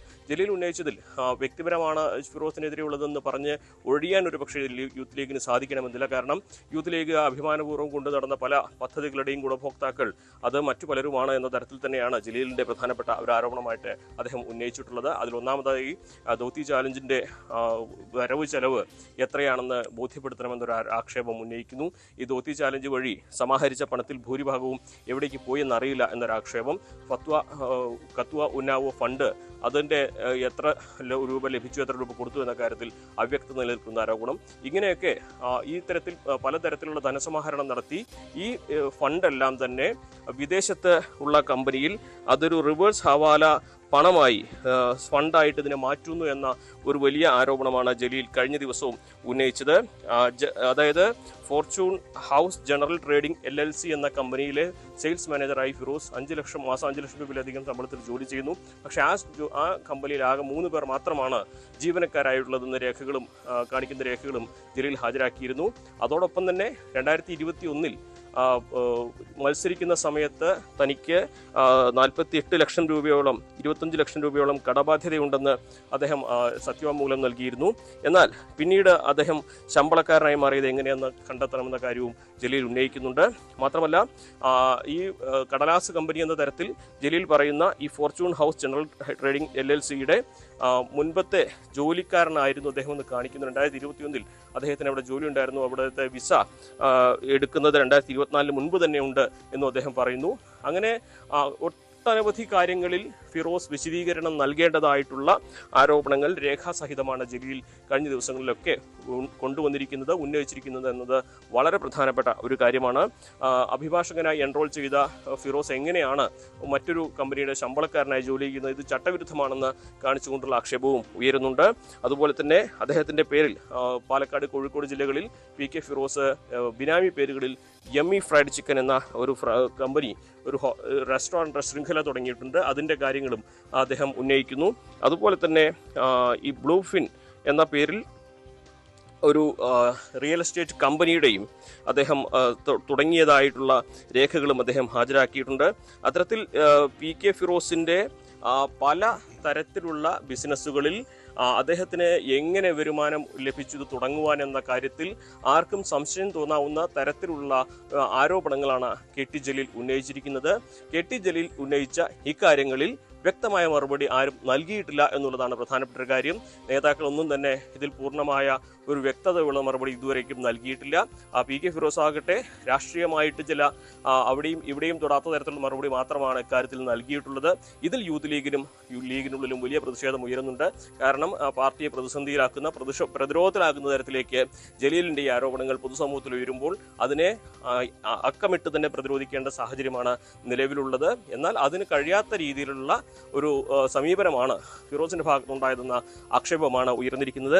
എന്ത് തന്നെയാണെങ്കിലും ഇതിൽ പ്രധാനപ്പെട്ട ഒരു കാര്യം എന്തായിരിക്കും ഇതിൽ ഇന്ന് ഫിറോസ് വിശദീകരണം നൽകുക എന്നുള്ളതാണ്. തൻ്റെ വിദേശത്തുള്ള ജോലി അദ്ദേഹം എന്ത് വിശദീകരണം നൽകും? മുൻപ് തനിക്ക് വിസ അവിടെ ഉണ്ടായിരുന്നോ? താൻ അവിടുത്തെ ജീവനക്കാരനായിരുന്നോ എന്ന ചോദ്യത്തിന് അദ്ദേഹം ഉത്തരം നൽകുമോ? 2021 സത്യവാങ്മൂലം നൽകിയപ്പോൾ ഇത് മറച്ചുവെച്ചത് എന്തിന് എന്ന ചോദ്യത്തിന് ഉത്തരം നൽകേണ്ടി വരും. അതുപോലെ തന്നെ ഫണ്ട് ഈ ഗൾഫിലുള്ള ഈ ഫോർച്യൂൺ എന്ന കമ്പനിയുടെ 3 ജീവനക്കാർ മാത്രമുള്ള കമ്പനിയുടെ പ്രവർത്തനം എന്താണെന്ന് വിശദീകരിക്കേണ്ടതായിട്ട് വരും. അതായത് പ്രധാനമായിട്ടും യൂത്ത് ലീഗും മറ്റ് MSFന്റെ ഒക്കെ പ്രവർത്തനത്തിന്റെ ഭാഗമായി സമാഹരിക്കുന്ന ഫണ്ട് വിദേശത്ത് കൊണ്ടുപോയി ഈ കമ്പനിയുടെ പേരിൽ ഇൻവെസ്റ്റ് ചെയ്ത് ഈ കമ്പനിയുടെ പ്രവർത്തനത്തിന്റെ ഭാഗമായി ലഭിക്കുന്ന ശമ്പളം എന്ന് കാണിക്കുന്ന റിവേഴ്സ് ഹവാല എന്ന തരത്തിൽ ഇവിടെ ഇടപാട് നടക്കുന്നുവെന്നാണ് ജലീൽ ഉന്നയിച്ചിരിക്കുന്ന ആരോപണം. ഇതിൽ എന്ത് വിശദീകരണമായിരിക്കും ഫിറോസ് നൽകുക എന്നുള്ളത് വളരെ പ്രധാനപ്പെട്ടതാണ്. ഫിറോസിന്റെ മാത്രമല്ല യൂത്ത് ലീഗിന്റെ നേതാക്കൾക്കൊക്കെ തന്നെ അതിൽ വ്യക്തമായിട്ടുള്ള ഒരു മറുപടി ലഭിക്കണമെന്നൊരാവശ്യവും ഉയരുന്നുണ്ട്. എന്തിനാണെങ്കിലും ഫിറോസ് ഇതിൽ ഏതെല്ലാം കാര്യങ്ങളിൽ ജലീൽ ഉന്നയിച്ചതുപോലെ രേഖാമൂലം ഉന്നയിച്ച കാര്യങ്ങളിൽ തൃപ്തിപ്പെടുത്തുന്ന തരത്തിൽ മറുപടി നൽകുമോ അതോ രാഷ്ട്രീയമായിട്ട് ഇതിനെ പ്രതിരോധിക്കുക മാത്രമാണോ ചെയ്യുക എന്നുള്ളതാണ് കണ്ടറിയേണ്ടത്. യെസ്, ഒരു പക്ഷേ ഇന്ന് വാർത്താ സമ്മേളനത്തിൽ ഇക്കാര്യങ്ങളിൽ ഒരു മറുപടി ഉണ്ടാകുമോ എന്ന് നമുക്ക് കാത്തിരുന്ന് കാണാം. പക്ഷേ ഗുരുതരമായ ആരോപണങ്ങൾ തന്നെയാണ് ഉന്നയിക്കുന്നത്. അത് ഫിറോസിന്റെ മറുപടി മാത്രം ആണ് അർഹിക്കുന്നത്. അതിനപ്പുറത്ത് റിവേഴ്സ് ഹവാല പോലെയുള്ള ഇടപാടുകൾ PK ഫിറോസിന് നേരെ ഉന്നയിക്കുമ്പോൾ അതിൽ പാർട്ടിക്കും കൃത്യമായൊരു മറുപടി നൽകേണ്ടതില്ലേ എന്ന സംശയവും ഉയരുന്നുണ്ട്. തൊടുപുഴയിൽ ചികിത്സാ പിഴവിനെ തുടർന്ന് യുവതി മരിച്ചതായി പരാതി.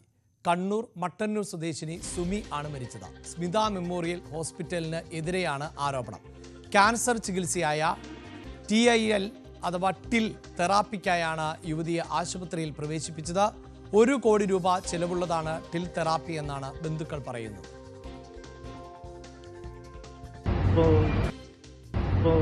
ഒരാഴ്ച മുമ്പ് ബ്ലീഡിംഗ് ഉണ്ടായി. അതിന് ആന്ധ്ര ഹോസ്പിറ്റലുണ്ടായത്. അപ്പോൾ മുംബൈയിലെ ഡോക്ടർ മീറ്റിംഗ് വെച്ചു. ഞങ്ങൾ മീറ്റിങ്ങിൽ പങ്കെടുത്തു. അപ്പം പറഞ്ഞതിൽ 2 ദിവസം കൂടി ഉള്ളു വന്നത്. നമുക്ക് കൂട്ടിയിട്ട് വീട്ടിലൊക്കെ പോകുന്നു. നമ്മൾ ഡോക്ടർ നമ്മൾ 60% പറഞ്ഞാൽ നമ്മൾ ഇത്രപാട് പൈസ നിങ്ങൾക്ക് അടച്ചത്. നമ്മൾ 72 ലക്ഷം ഓൾറെഡി നമുക്ക് അടച്ച് കഴിഞ്ഞിരിക്കുന്നു. അപ്പോൾ നിങ്ങൾ ഇത്രപാട് പൈസ അടിച്ച് നിങ്ങൾ പൈസ അവിടെ നിൽക്കട്ടെ. എൻ്റെ നിങ്ങളുടെ അസുഖം മാറ്റാൻ പറ്റില്ല നമ്മൾ കൊണ്ടുപോകും. നിങ്ങൾക്ക് ബുദ്ധിമുട്ടുമ്പോൾ നമ്മൾ എന്താ ചെയ്യേണ്ടത്? അപ്പോൾ ഇത് എന്താ ചെയ്യാൻ പറ്റും? നവമി ദിനേശാണ് വാർത്തയുടെ വിശദാംശങ്ങളുമായി ചേരുന്നത്. നവമി, ഈ ക്യാൻസറിന് പലതരത്തിലുള്ള ചികിത്സാ രീതികളുണ്ട്. അതിലൊന്നാണ് ഒരു ഇമ്മ്യൂണോ തെറാപ്പിയാണ് ഈ ടിൽ എന്ന് പറയുന്നത്. അത് മനസ്സിലാക്കുന്നിടത്തോളം അത് വലിയ സാമ്പത്തിക ചെലവുള്ളതാണ്. പക്ഷേ ഇതിനൊക്കെ കൃത്യമായൊരു റിസൾട്ട് ഉണ്ടാകണം എന്നത് ശാസ്ത്രീയമായി മനസ്സിലാക്കാത്ത ഒന്നാണ്. എന്തുകൊണ്ടാണ് ഈ കുടുംബം ഇപ്പോൾ ഇങ്ങനെ, അത് ഒരു ചികിത്സാ പിഴവാണ് എന്ന് ആരോപണം ഉന്നയിക്കാൻ കാരണം? അഭിലാഷ്, കണ്ണൂർ മട്ടന്നൂർ സ്വദേശിയായ സുമി 32 വയസ്സുകാരിയാണ്. ഇവർക്ക് കുടലിലാണ് ക്യാൻസർ ബാധിച്ചത്. ഇതിന്റെ ചികിത്സ കേരളത്തിലെ പല ആശുപത്രികളിലും നടത്തിയിരുന്നു. പക്ഷെ അത് ഭേദമാകാത്തതിനെ തുടർന്നാണ് ഈ ബന്ധുക്കൾ കൂടുതൽ വിദഗ്ധമായി ഇതിനെക്കുറിച്ച് സംസാരിക്കുകയും ഇതിന്റെ കൂടുതൽ ചികിത്സാ രീതികളെ കുറിച്ചൊക്കെ അന്വേഷിക്കുമ്പോഴാണ് ഈ സ്മിത ഹോസ്പിറ്റൽ, തൊടുപുഴയിൽ പ്രവർത്തിക്കുന്ന സ്മിത ഹോസ്പിറ്റലിൽ ഈ കുടലിലെ ക്യാൻസർ ചികിത്സിക്കുന്നതിന് അവിടെ വിദഗ്ധമായിട്ടുള്ള ചികിത്സ ലഭ്യമാകും എന്ന വിവരം അറിയുകയും ഇതിനെ തുടർന്ന് കഴിഞ്ഞ 1.5 മാസമായി ഈ ആശുപത്രിയിലെ ചികിത്സ നടത്തുകയുമായിരുന്നു. ഇവർ ഇതിൽ പറഞ്ഞത് ഈ നേരത്തെ സൂചിപ്പിച്ചതുപോലെയുള്ള ഒരു ടിൽ തെറാപ്പി, ആ തെറാപ്പിക്ക് 1 കോടി രൂപയാണ് ചിലവ് വരുന്നത്. ഇത് നൽകിയാൽ 60% ക്യാൻസർ ഭേദമാകും. ഈ യുവതിയുടെ ആരോഗ്യനിലയിൽ ഭേദം ഉണ്ടാകും. അസുഖങ്ങൾ പിന്നീട് പയ്യെ നമുക്കത് മാറ്റിയെടുക്കാം എന്ന കാര്യമൊക്കെ ആശുപത്രിയിലെ അധികൃതർ, ഡോക്ടർമാരടക്കം ഈ കുടുംബത്തെ ബോധ്യപ്പെടുത്തി. ഇതിനെ തുടർന്ന് 1 കോടി രൂപ അടയ്ക്കുവാനും ആവശ്യപ്പെട്ടു. 75 ലക്ഷം രൂപയാണ് ഇതിനോടകം തന്നെ കുടുംബം ആശുപത്രിയിൽ അടയ്ക്കുകയും ചെയ്തത്. പിന്നീട് ഇതിന്റെ ചികിത്സ തുടർന്നു വരുന്നതിനിടയിലാണ് ഇന്നലെ വൈകുന്നേരത്തോടു കൂടി കുടുംബത്തെ അറിയിക്കുന്നു, യുവതിയുടെ നില ഗുരുതരമായിട്ടുണ്ട്, വെന്റിലേറ്ററിലേക്ക് മാറ്റണം, അല്ലെങ്കിൽ മറ്റേതെങ്കിലും ആശുപത്രിയിലേക്ക് കൊണ്ടുപോകണമെന്ന്. പിന്നീട് സ്മിത ആശുപത്രിയിലെ തന്നെ വെന്റിലേറ്ററിലേക്ക് യുവതിയെ മാറ്റുകയും ചെയ്തു. ഇന്ന് പുലർച്ചയോടുകൂടി യുവതിയുടെ മരണം ഉണ്ടാകി, കുട്ടി മരണപ്പെട്ടു എന്ന് ബന്ധുക്കളോട് പറയുകയും ചെയ്തു. പക്ഷെ ആശുപത്രി വൃത്തങ്ങൾ, കുടുംബം ആരോപിക്കുന്നത് 60% ഇത് ഭേദമാകുമെന്ന് പറഞ്ഞ സാഹചര്യത്തിൽ കുട്ടിയുടെ ആരോഗ്യനില വളരെ മോശമാകുന്ന ഒരു രീതിയിലേക്ക്, പിന്നീട് മരണമടക്കമുള്ള കാര്യങ്ങളിലേക്ക് കടന്നത് ആശുപത്രി അധികൃതരുടെ വീഴ്ചയാണെന്നാണ് ഈ കുടുംബം ആരോപിക്കുന്നത്. കഴിഞ്ഞ 1.5 മാസമായി, അതായത് ഈ ചികിത്സ തുടങ്ങുന്നതിന് മുൻപ് ആശുപത്രിയിലേക്ക് സാധാരണ നിലയിൽ കുടുംബത്തോടൊപ്പം തന്നെ കാറിലാണ് ആശുപത്രിയിലേക്ക് വരികയും ചികിത്സയുടെ ഭാഗമായി ഒക്കെ കുട്ടിക്ക് മറ്റു ബുദ്ധിമുട്ടുകളൊന്നും ഉണ്ടായില്ല. ഇതാണിപ്പോൾ ഈ കുടുംബത്തിന്റെ ആക്ഷേപം. അതായത് 60% രോഗം ഭേദപ്പെടുത്താമെന്ന് ഈ ആശുപത്രി ഉറപ്പ് നൽകിയിരുന്നു എന്നാണ് ഇപ്പോൾ ആ കുടുംബം അവകാശപ്പെടുന്നത്. പക്ഷേ ക്യാൻസർ പോലെയുള്ള അസുഖമാണ്, അതും കുടലിൽ ആണ് ക്യാൻസർ ബാധിച്ചിട്ടുള്ളത്. അത് മറ്റ് ആശുപത്രികളിൽ ചികിത്സിച്ച് ഭേദമാകാത്ത പശ്ചാത്തലത്തിലാണ് ഈ ആശുപത്രിയിൽ എത്തിയത് എന്ന് പറയുമ്പോൾ ആശുപത്രി അധികൃതർക്കും ഇതിൽ എന്താണ് മറുപടി പറയാനുള്ളത് എന്നത് പ്രധാനപ്പെട്ടതായി മാറുന്നുണ്ട്. ഒരുപക്ഷെ വരും മണിക്കൂറുകളിൽ ആശുപത്രിയുടെ ഭാഗത്ത് നിന്ന് അത്തരം പ്രതികരണങ്ങൾ കൂടി ഉണ്ടാകുമെന്ന് പ്രതീക്ഷിക്കാം. 9 മണി വാർത്ത പൂർണ്ണമാകുന്നു. നമസ്കാരം.